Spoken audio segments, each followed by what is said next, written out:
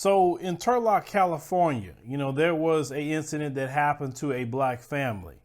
So around 2:30 a.m. in the morning, this black family woke up to neighbors banging on their door.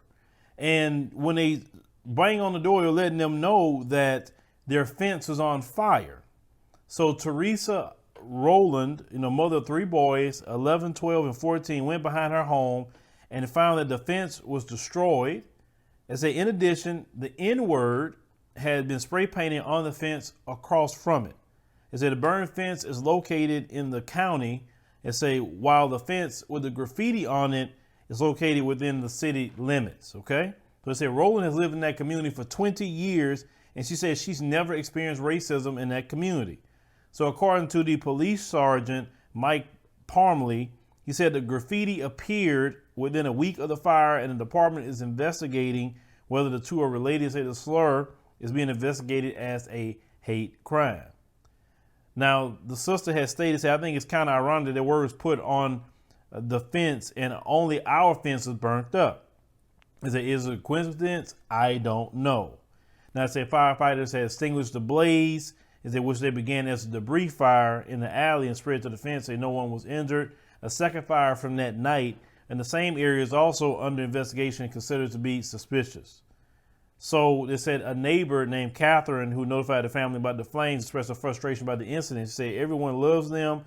They don't have any problems with anyone. They said, I don't know why anyone would do this to their house, especially with children. He said there were 3 sad, confused, tired children walking out of that house wondering what the heck was going on. Okay. They said Tamara Clayton, they say a relative of Holland's, expressed her concern after the fire, saying it's somebody that targeted them. Is it somebody that feels this way? Say, who's to say that they won't target anybody else? Now, what ended up happening with this story, neighbors, from the neighborhood ended up helping them rebuild, their fence, and which is great that the neighbors did that, because they say they saw it online. This one guy came out. His name is Tom Freed, if I'm not mistaken, and he knew how to build fences. He got the materials. Put the posts in the ground, put the cement. They said a few hours, they had a taller fence than what they had before, which is shout out to them for doing that. I mean, that's what people are supposed to do, right? But this is, real, ladies and gentlemen. This is racism, white supremacy is real. You're burning black people's fence, hoping you can burn them, in their home. The other story we covered, you're shooting the brother in the chest after a year-long campaign of harassment. This is what's going on in Babylon. And this is what makes, that guy in the White House extremely dangerous, because he encourages this behavior. See, this behavior was always in them, but they, feel that with him, I can really express myself now. I can really be evil that I really want to be instead of being held back. But this is the thing. To that family, I would say practice your Second Amendment rights. You need to practice your Second Amendment rights completely, because you never know.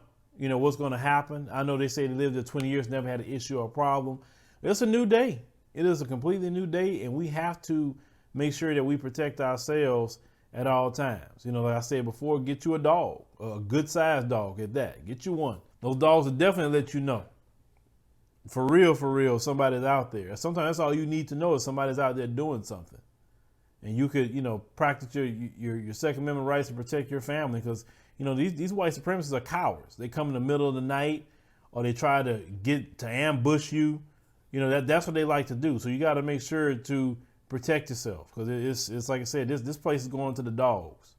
That's why I've always say, for me and my family, Africa is definitely the plans for sure. Because I'm just tired of living around these people. And this pandemic just made it even worse for me. Being around these people, like I said, it's just tired of racism, tired of their ignorance. Like I said, I'm just tired of it. Y'all do y'all on that, but I just hate seeing my brothers and sisters, being treated this way. But leave me a comment. Let me know what you think about the situation with this family. And this happened in Turlock, California. And brothers and sisters from, that area, is it known white supremacists roaming around that area?